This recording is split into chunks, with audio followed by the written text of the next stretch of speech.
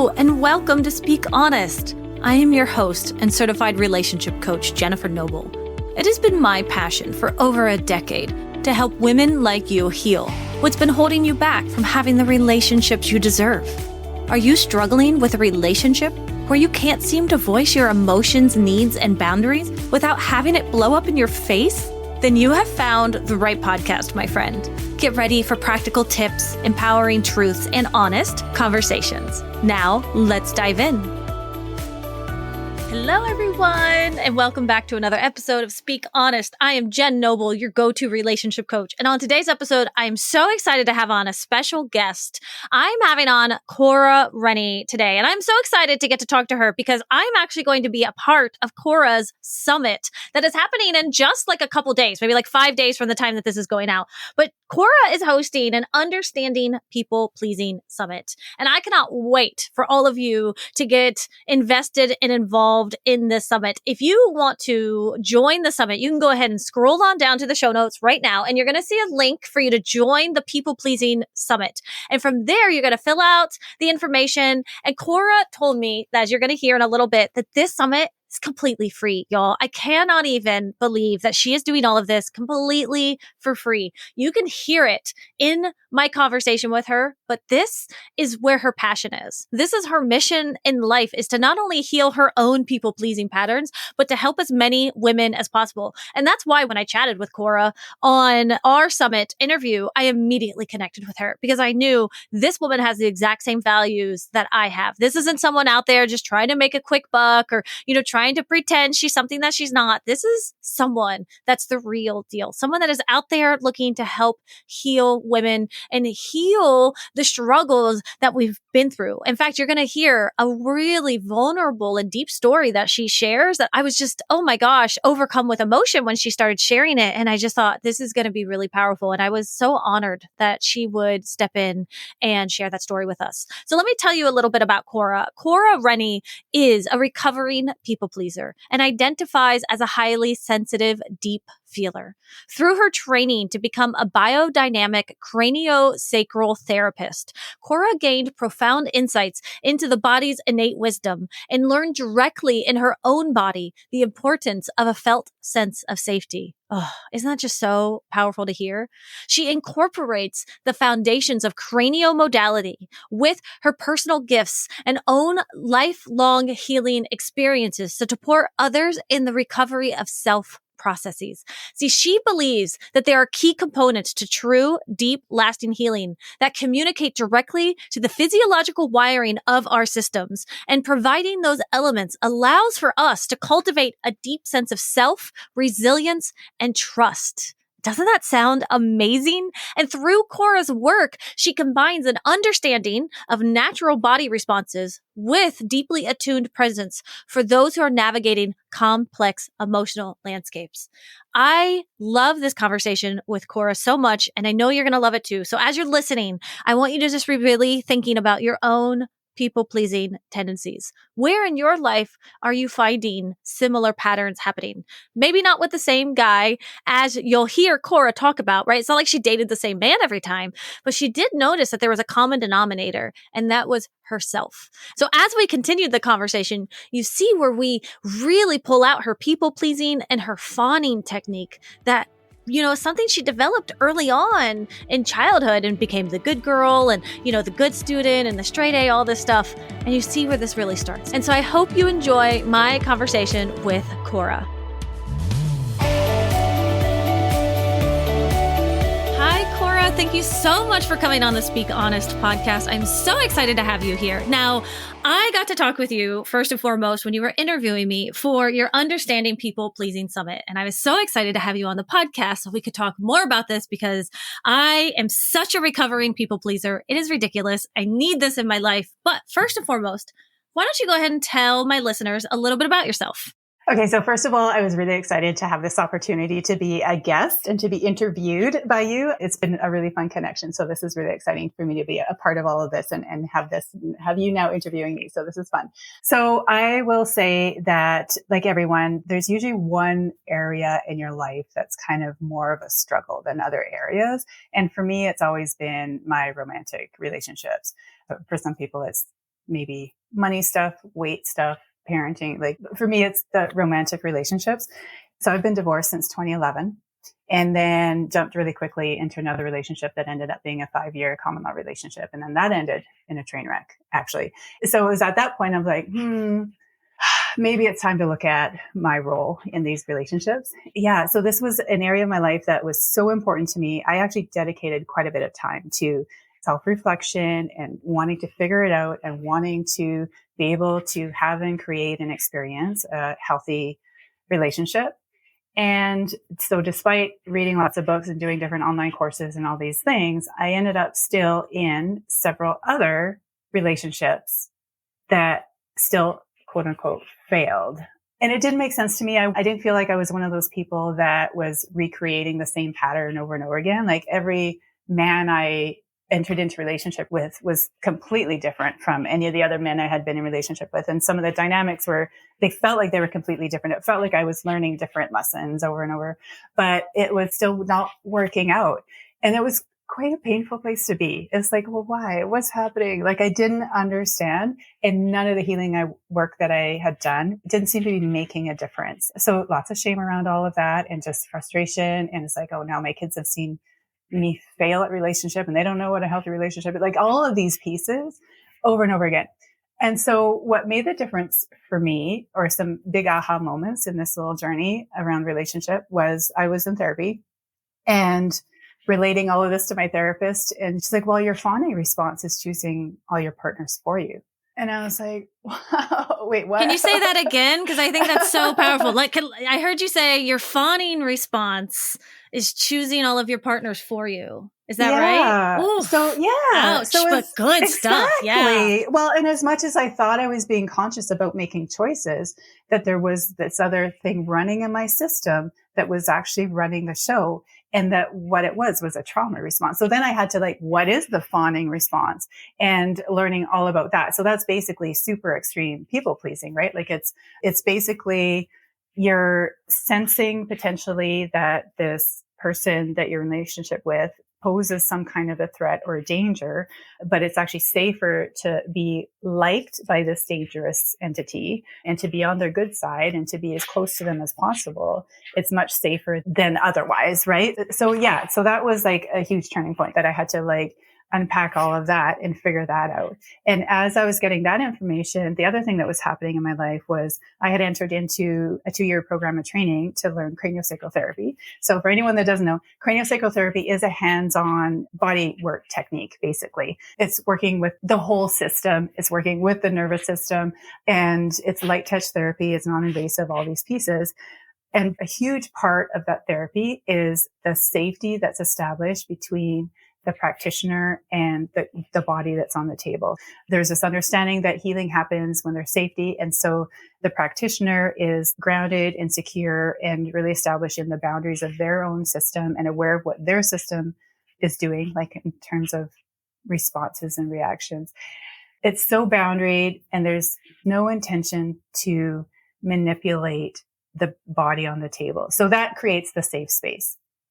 And as I was thinking about or considering my ability to be a practitioner and create safe space for another body, so I guess I should backtrack. The most recent relationship, right before I took that training, I ended up dating this man that as we were dating, I knew it wasn't a fit, so I ended the relationship. He then started stalking me. Oh no. And goodness. Yeah. So I don't know if we need to say trigger warning or whatever. So no physical danger was done. A lot of emotional danger in that though, isn't there? Totally. Just boundary violation after boundary violation of having to block numbers, and then he would find a different number to reach me, or blocking the email, and him driving by my house all the time, driving by my workplace all the time, all of these pieces. And there was one day where he did come knocking on my door after he was blocked in all the different ways. And I ended up far away from my home, hiding in a closet, hearing him outside, calling my name, knocking on my door, and not sure if he was actually going to come in or not, and knowing that he could, if he wanted to, get into my house. What was that like for you in that moment? Sorry, can I, is it okay to interrupt? Because I just want to dig into that, because that's such a big thing that you went through. And I think it's powerful of watching where you've come on the other side. So what was that like for you in the moment? I was hiding in the closet And it was like time stood still because I totally, completely felt powerless. My mind kind of went through these little, can I get out of the house? Can I get to my phone? And like, nope, nope, nope, none of these things. He's a big man. Doesn't matter. Women in general are not as strong as men, even if you're the same size, even if the man's a little bit smaller than you, he probably has more strength in his hands, all of these things. So yeah, I felt in my mind, the story I told myself around that incident was that that was the first time in my entire life, and I was 48 at the time, that I felt unsafe in the world. And I do want to bring that back to people pleasing later. But yeah, it was hiding in the closet, unable to breathe. My heart's in my throat. I feel like vomiting, like time stood still, waiting to hear, like I was hyper tuned to any sound and just not sure what I would do if he actually entered the house. He ended up not entering the house. I called the police. Good for you. And they charged him with harassing communications. And so what I didn't know was that he had done this to another woman in the community before. We were in a pretty small town, but yeah, so this was his pattern. This was his crazy. He came out. And yeah, so then what happened with that was that basically the same conditions as a restraining order. So there were legal charges in place that he couldn't contact me or come within a certain distance of me and like all these things. So that did create some safety, except we were in a small town. And I still saw his vehicle driving around all the time. I ended up leaving that small town so that I could feel safe shopping at Walmart again. Again, good for you. I'm seeing how you yourself are breaking some of these people pleasing, this fawning response by like not thinking, I just have to stay in town. I have to be okay. But that somatic response inside of your body every time you saw that car, I can only imagine. My body right now is on edge for you. So in the moment. So yeah, continue, please. I'm now in training for craniosacral therapy. My concern was, can I create safety for somebody? Because I felt like that trauma wasn't fully healed in my system of that experience with the stalker. And I didn't know if I could create safety for another person if my system still felt unsafe. And I'm going to go get some water. Yeah, perfectly fine. Take your time. Okay. So, and I also will say it's interesting to me that this is coming up because sometimes in sessions, like in craniosacral sessions, coughing will happen. And it's often like related to a vagus nerve response. And vagus nerve is all about nervous system stuff. I was actually literally thinking the same thing. I was thinking like, oh no, this makes a lot of sense that you're having this come up right now. Like with the work that I do, I was like, yeah, that tracks. So right? Yeah. So keep cool. Going. But yeah. Okay. We'll try to keep going. And hopefully, anyways, as I started experiencing felt senses of safety in my system, and I started to get the felt sense of sort of more subtle sensations of safety. I began to understand that actually the story that I had, that there was that one incident that made me feel unsafe in the world, was not true. That I actually have been feeling unsafe in the world for 50, like I'm now 50. So at the time, 48 years, not just that one incident when I was 48. So that's what made me understand that I've been a people pleaser my whole life. Yeah. So as a young girl, I was quiet and shy, like these little labels get applied, right? I was a good girl. I was a star student. I was then later like a star employee. I was liked by everybody, but didn't have a lot of close friends. All these little pieces, definitely perfectionist, definitely had social anxiety my whole life, like all these things. I thought I was introverted, but I would say now that I was just, pardon me. Actually, Cora, I would love to bring this up real quick because what's happening right now in your body is you're having a cough come up, right? And now some of this might be edited out, but actually I think it's going to keep happening. And so I want to really honor this part of your body happening right now. Would it be okay if we honor this and keep this in? Yeah, I'm good with that. Because you're telling this incredible story. Yes. And I think what's happening, and you know this as well, is your body is reacting, isn't it? Yeah. And some people know this story, but this is the first time of me telling this story quite like this. So it makes sense that. Yeah, this is so powerful. And having your voice be heard, having your story be heard, I think is so incredibly powerful. But we can see how even your body is almost to an extent like overwhelmed, shutting down slightly, like the cough coming into the mouth. I would say that's a somatic response of just being like, it's caught right here in your throat. What is that like for you right now as you're trying to get this story out, but you're feeling this happen in your body right now? Yeah. Oh, it's frustrating. It's like, but I want to say it. Yeah. So even now your body's like, yeah. And I want it to be clear. I think this is powerful for people listening to hear. Like, here is someone who is working through this, has learned about her people pleasing, has gone on to learn. It's craniosacral therapy. Is that right? Yes. Okay. You'll have to tell me more about that. I genuinely actually have no idea what this is. So this is perfect. All of this stuff is to say it still happens to us. You are empowered in telling the story. Correct me if I'm wrong, but you might still have some hint of fear, but I can also see it in your face. Like, there's a power in you as you're telling the story. Yeah. And yet still there's this hint of something holding us back. And that happens, doesn't it? Yeah. And that's okay. And we can honor that part of ourselves. So I want to say now to your body and just to your throat and to your cough that if it needs to come up at any time during this, we will leave in every cough if we have to, because it's part of you and it's part of your story. And I think it's beautiful. That is really beautiful, because I did have a friend, because she's like, I'm so excited that you're going to be on this podcast. You get to speak about yourself. And she's like, just remember, all parts are welcome. So it's just beautiful that you just said that. Oh, I love her. I want to be her friend now too. Yes, exactly. Right? That's exactly it. All parts are welcome. Even whatever it is this cough is doing to, like, it's there and it's part of you. And I adore it as well. So please continue. But thank you so much for letting us keep this in. Yeah. So that was the realization that as a person who, just was like, that's just how I'm wired. I'm just introverted. I just prefer to be alone. But the reality is, once I began to understand my people pleasing as a protective response and started understanding and being able to connect to some of the wants and desires and needs that are underneath that protective response, I have a deep desire for close connection. And so it's kind of wild that I would even think that I prefer my own company and never to have anybody else around. But it's because as a people pleaser, when you're like shape shifting and morphing to fit all of it takes so much energy to be constantly reading other people and then presenting the version of yourself that they will accept. It takes so much energy that, of course, it feels better to be alone where you don't have to use that much energy. Feels better, but also doesn't feel better because there's a deep loneliness there as well. So I will still say, I do still believe I'm introverted in terms of I recharge with alone time, but I can't just be alone all the time. I need the deep connections. I need depth. I need depth of intimacy. And it sounds like now you're able to get that a little bit more. And I'm sure, you're not perfect at it yet. None of us are, right? But you're going into these social situations. And like you said, you're feeling what all these people are feeling. You're sensing them. I would call this as well in my world, this perception sensitivity that we have, where what are they thinking of me right now? What's happening? I'm going to move my head slightly this way. Did I accidentally turn away from someone? And it is like a superpower, isn't it? It's like you could walk into a room and you're just like hypervigilance, like everywhere. But you're right. It drains us, doesn't it? Mm-hmm. Now, to someone out there listening right now, and they're like, holy shit, this happens to me. I didn't know that this was people pleasing. What would you say to them in terms of how can they start to work through this?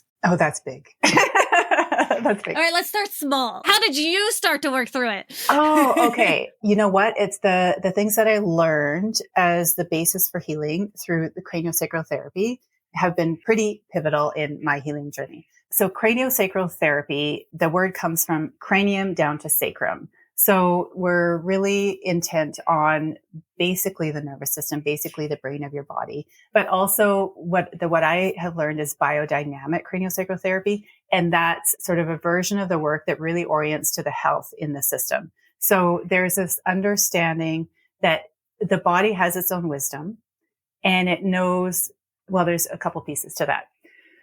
So the body is intent on protecting you. It's intent on survival. It's intent on living. Like there's such a drive to live and survive and ultimately to thrive. But these protective mechanisms come in so that we can continue to function. So anything that we consider as a symptom, whether that's a behavior pattern, whether that's a pain in your body, is actually an expression of health, because that means that the body has done something or your system has done something to be able to allow the whole of the system to continue to function. And then when your system has access to safety and resource, then the body gets to complete whatever process it started to resolve whatever was initially overwhelming to the system.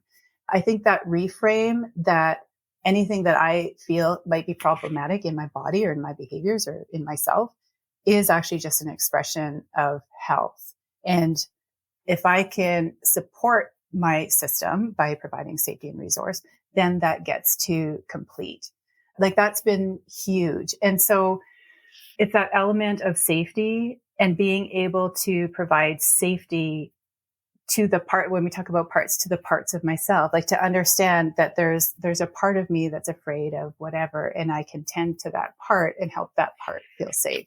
And there's different ways that safety can come. Touch is huge. Like to have safe touch, non-invasive touch that doesn't need anything from you.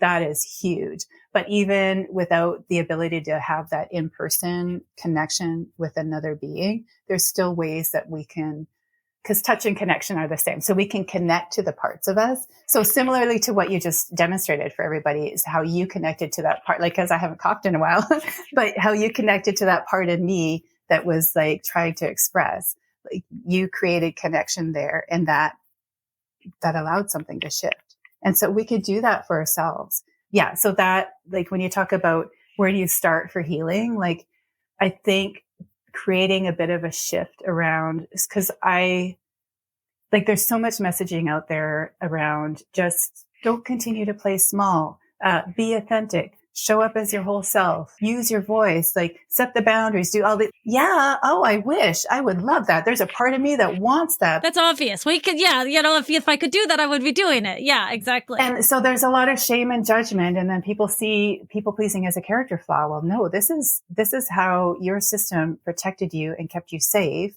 from a perceived danger. And so there's a lot of grace around that, and actually even space for gratitude around that. And so that mind shift is huge. And then creating safety is like the other big piece. So that's like, for me, it's having information helps. Like it's not the whole piece, but that's part of why I created the summit, because there are all these things that I did not know about women's bodies, about women's nervous systems, about our hormones, and about attachment wounding. And like, that's what we spoke about, like all of these really big pieces that once you have access to those other parts of the story, it just puts everything in context and allows for a lot more understanding and compassion, like towards the self. Yeah, I'm loving hearing you talk about this, because I can't wait to dig into the other interviews you've had with the other experts that you're having on the summit. Because as I'm hearing you talk, I realize, a lot of what you're saying is a lot of what I do with my clients. A lot of the safety, I do parts work with my clients, which is the IFS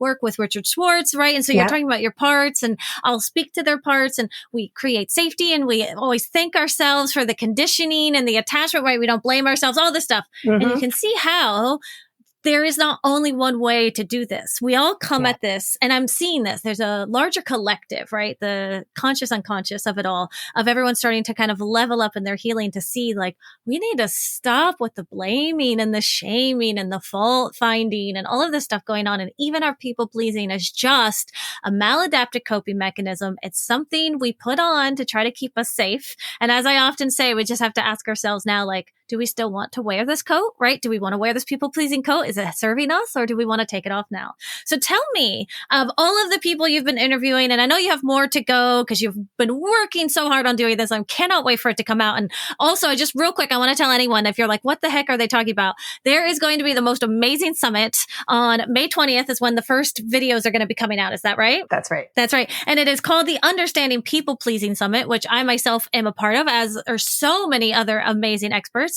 And so I want to know, what have you learned so far? Like, can you give us some sneak peeks? Like, can you tease us a little bit of like what's to come? Yes. Okay. So yeah, there's going to be a total of, I think 33. There's over 30 conversations that are happening.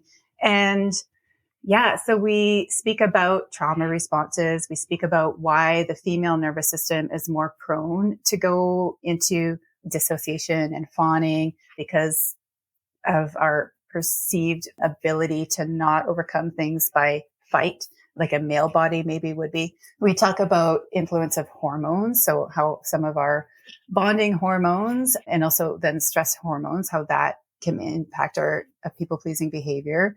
We speak a little bit about the societal conditioning, just how women are just raised differently. Like we're raised to be seen and not heard. We're raised to be quiet. We're raised to be polite, all these little pieces. There's some great conversation around different relationships. So I spoke earlier about that my area of struggle has always been romantic relationships, but people pleasing shows up in how we relate to everything. So we have conversation around people pleasing and money, people pleasing and food, people pleasing in the realm of parenting. We speak about, well, with you, we speak about the attachment styles, attachment wounding.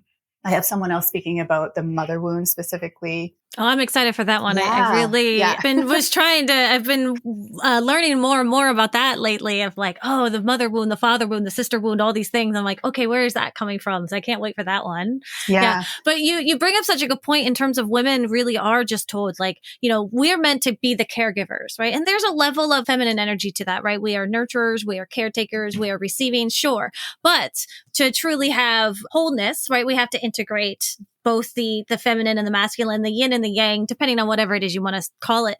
And that makes so much sense. And we've kind of lost that part of ourselves. I was thinking, because I have a little quote back here, which is like, well-behaved women rarely make history. Oh, yeah. And so I myself have been the type of person that I've been loud. I've been boisterous. I have never known when to shut up, right? I've always said the thing that nobody else is saying in the room. I have quite a masculine energy. And as a result, I've almost kind of lost my womanhood because of that. Like, it's like, oh, I wasn't the good girl. I was the one sent to detention all the time. I was the one that always got in trouble. I was the one that people would roll their eyes at me. I failed out of college, all of this stuff. And so I love watching our two perspectives as women, but you see how we both struggled. Yeah. Here you are perceived as the perfect, the good girl over here. And here I am like the unruly one over here. And yet, look at us still as we're like trying to go along. Our romantic relationships are blowing up in our faces. Maybe some of our friendships, our families, anything like that. And we're done with this. And it's like, wait a second. Let's like pull this power together. And that's what I get. I love getting to know you, Cora, because I really love the connection. And I love it when other women are looking to help lift up other women. I think that's like our power, isn't it? Yeah. Yes.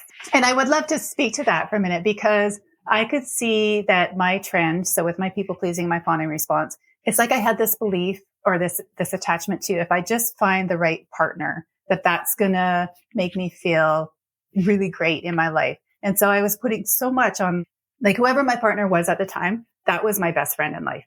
I didn't have a lot of other friends. I didn't have a lot of friendships with women. It wasn't until I started really, like, that my body was starting to release some of the trauma responses that were running in my system, that I became open to connecting to other women in a different way. And so it was really beautiful for me that in my craniosacral therapy training, it was actually a group of all women.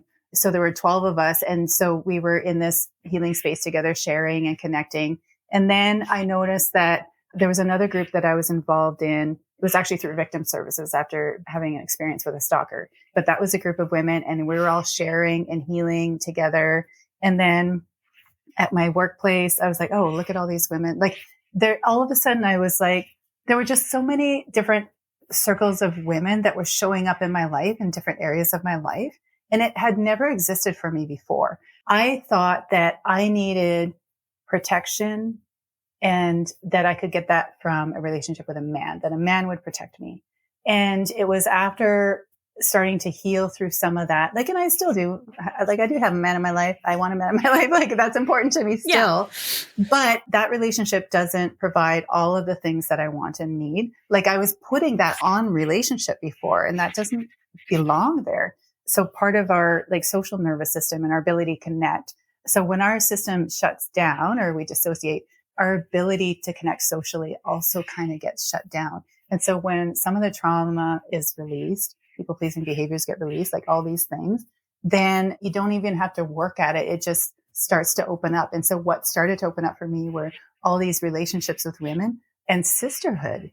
And it's like, we are so able to uplift and support and nurture and admire and respect and love on each other and protect each other. And so when you have that sense of community, that's a whole other level of resource and safety that really enriches your life. So even for the summit, part of me is like, do I just want all women speakers? And I kind of did. I do have a couple male speakers and they're really valuable conversations. But yeah, there is something. We'll let them in sometimes, but they gotta check themselves. That's all I'm saying. But it's just like that for me, I would say is probably for sure in my mind. I'm like, if I can heal this people pleasing thing and just have a healthy relationship with a man, that's the go all end all be all. That's what I want in my life. But really all of these other gifts have come, and sisterhood is for sure, like that sisterhood community. That's one of them. And so that's kind of what's on the other side of being able to heal through some of these patterns is relationships of all kinds. Yeah, I really love how you said there was this moment when you were saying, like, I wanted a man because I thought he was going to come protect me. What I started visualizing in that moment was like, instead, I got this sisterhood and like, girl, we will protect you, right? Like, that is what we do now. And I say this often to my clients, but you want to be able to choose your partner, not need them. Of course. Yes. Of course. And yes. right there is like what you basically said, which was now you have this beautiful partner, but you don't need him. You don't need him to protect you. You don't need him to fulfill your needs. You don't need him for the closeness. You choose him every day because you want him in your life. But now because you have all these other rich relationships going on, he gets to just be one of them in your big juicy life.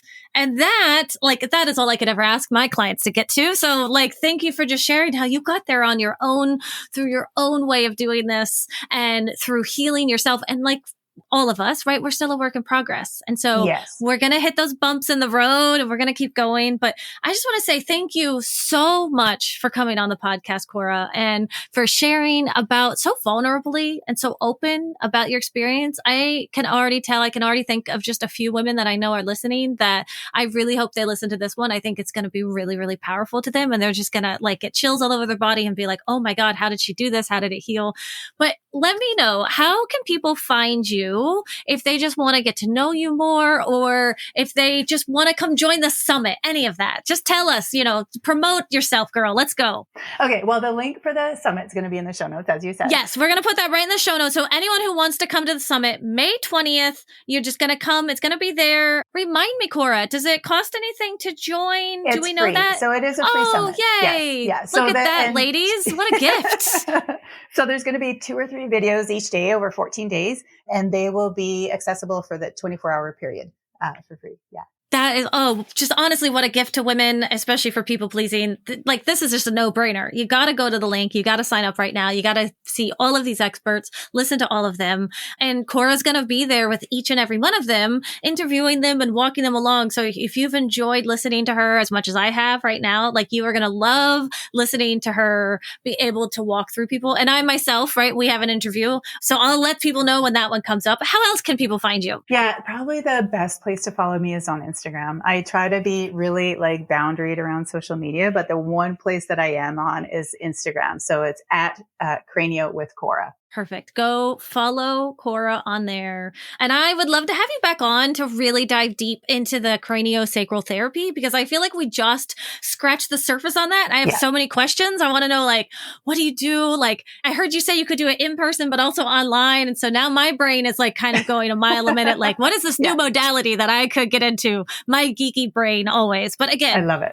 Thank you so much for coming on. I can't wait for the summit to drop, and I hope to have you on again. Thank you. This was such a joy. I appreciate you and your just how you like in the moment kind of coached me and helped me through like what was coming up in my system that I really didn't anticipate. So I just appreciate your graciousness and allowing it all just to be. And it was just a really fun conversation. Thank you so much. Thank you so much, Cora.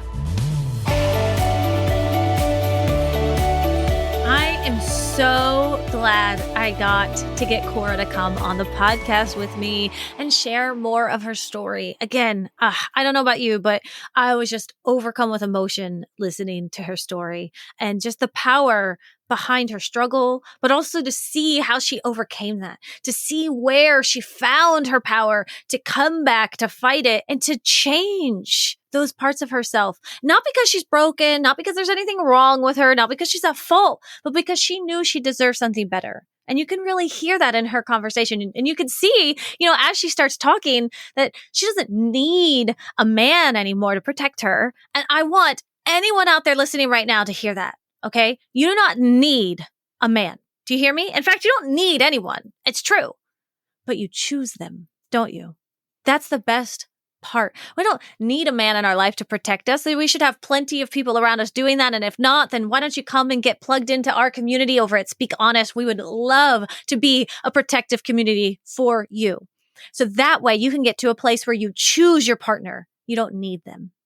And now if you've been listening along and you want to just catch up on more of this people pleasing, I highly, highly, highly suggest you scroll on down to the show notes right now. Do not wait. Click on that link that says join the People Pleasing Summit and come and be a part of this amazing event that Cora is putting on for all of us. You'll see a video from me in there, but you're going to see videos from 30 other experts. Where else can you get this information completely for free? I don't know about you, but I literally myself cannot wait to dig and hear every single one of these experts and how they're talking about getting and helping their people pleasing and the modalities that they work. Because that's one of my favorite things as a coach is my way is not the only way. This is just what works well for me. And as I continue on in my healing journey and as I learn and I learn more modalities, I'm currently actually in a certification course right now called the Somatic Attachment Therapy course.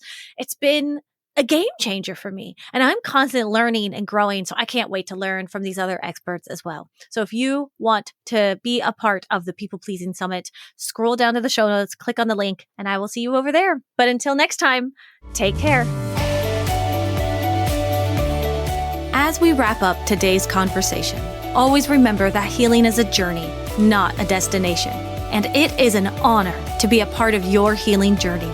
If you want to dig deeper into the topics we covered today, be sure to head over to our show notes where you can find all of the valuable information mentioned in today's episode right there.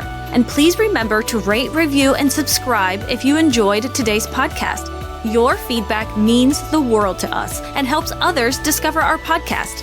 Until next time, remember to speak up and speak honest.